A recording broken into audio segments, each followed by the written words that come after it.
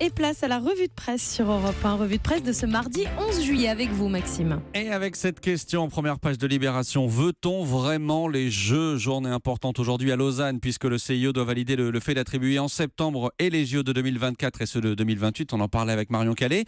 Veut-on vraiment les Jeux ? Disons qu'à la lecture de Libé, il y a du pour et du contre. Pour, évidemment, la tentation de faire une immense fête, pour le coup de booster économique que ça pourrait représenter pour certains territoires comme la Seine-Saint-Denis, contre les risques de dérapage budgétaire ou les risques de désastre écologique comme fut le grand gâchis des Jeux de Rio avec des sites déjà délabrés un an après les JO. Veut-on vraiment les Jeux ? La presse se pose une autre question ce matin.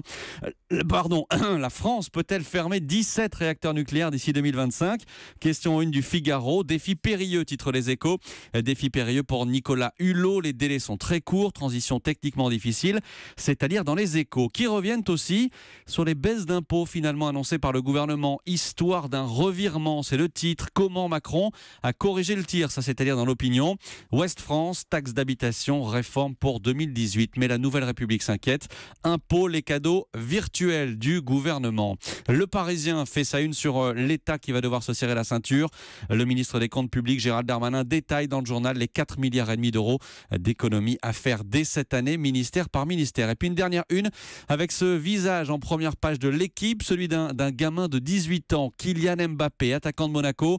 Mais pour combien de temps ? D'après l'Équipe, on est dans un jeu de séduction entre Mbappé d'un côté et le PSG de l'autre qui rêve de l'attirer. Paris accélère sur Mbappé, titre le journal.